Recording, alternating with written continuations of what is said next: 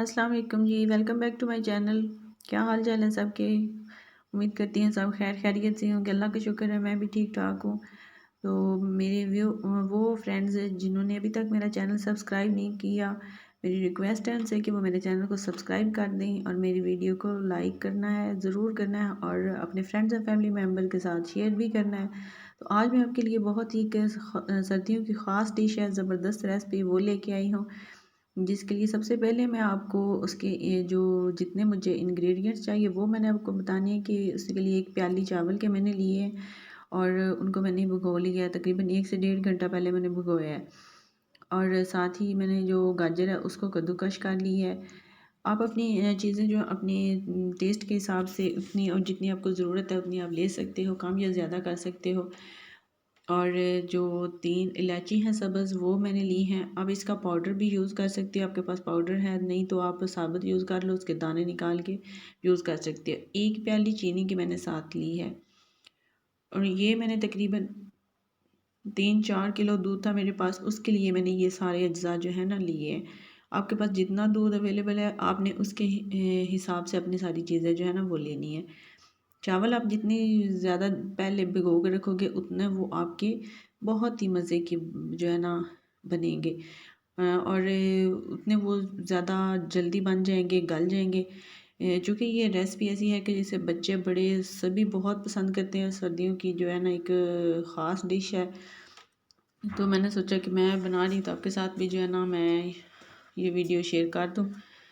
तो आप इस चावलों को ग्राइंडर में डाल के तो इसको ग्राइंड भी कर सकते हैं, ताकि जो है ना जितने अच्छे बारीक हो सके उतने जो है ना वो ज़बरदस्त किस्म की खीर आपकी तैयार होगी।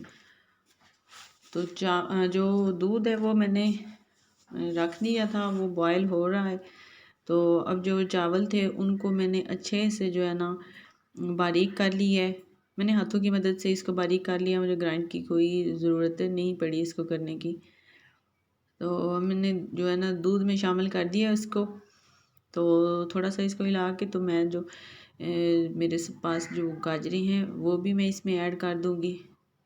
अच्छा, इसका अपने ख़ास ख्याल रखना है कि अपने चम्मच जो है ना वो बार बार हिलाते रहना है, क्योंकि जब ये गाढ़ा होने पे आती है तो तब इसका ज़्यादा ख्याल रखना होता है कि नीचे से ये लग ना जाए, तो फिर सारी जो है ना मेहनत वो बेकार और ज़ाया चली जाती है।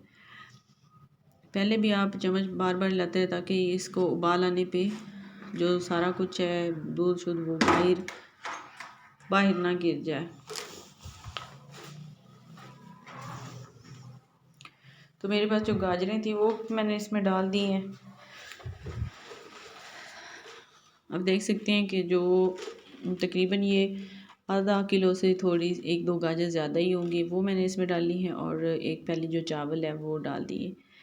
अच्छा, चीनी आपने शुरू में नहीं डालनी, जब आप समझेंगे कि अब तकरीबन जो है ना दूध हमारा वो गाढ़ा हो चुका है, तो चावल जो है वो काफ़ी पक चुके हैं, थिक हो चुका है, हमारी खीर जो है थिक हो चुकी है, तो तब आपने चीनी जो है ना डालनी है और बिल्कुल एंड पे भी नहीं डालनी, क्योंकि जब चीनी आप डालेंगे तब एक दफ़ा हमारी खीर जो है ना वो पतली हो जाएगी, जो चीनी की वजह से होगी।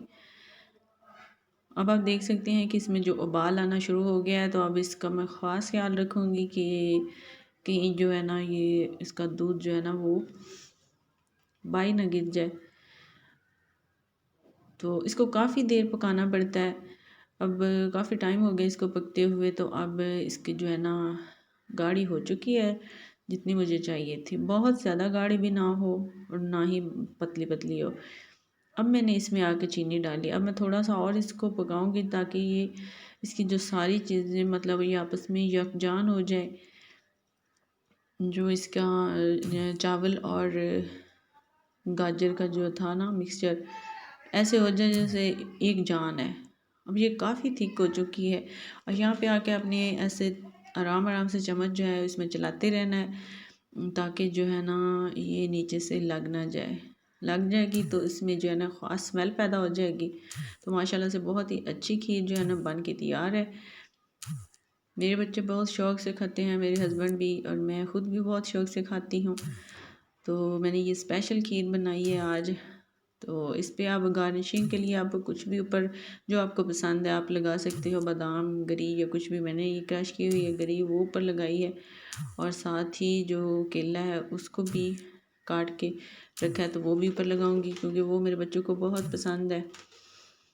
तो इस वजह से उसके साथ जो है ना मैं गार्निशिंग करूँगी। और आपने मेरी रेसिपी को ज़रूर ट्राई करना है। सेम ऐसे ही आप करोगे तो आपके घर वाले भी बहुत तारीफ़ करेंगे। मेरे घर वालों से बहुत तारीफ़ उन्होंने की थी, क्योंकि माशाल्लाह से बहुत ही अच्छी बनी थी।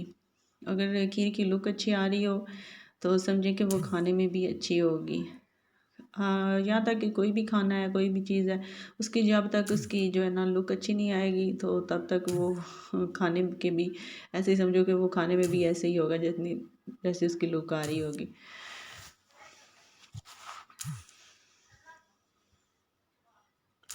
लें जी, तो बहुत ही अच्छी और मज़ेदार सी। अभी ये थोड़ी गर्म थी, अब मैं इसको रख के फ्रिज में भी थोड़ी देर रखूँगी, क्योंकि ठंडी ठंडी खीर खाने का तो अपना ही मज़ा आता है। और अगर आपको ठंडी खीर नहीं पसंद तो आप गर्म भी खा सकते हो, लेकिन मुझे पर्सनली जो है ना वो थोड़ी ठंडी हो तो फिर मैं बड़े शौक़ से खाती हूँ।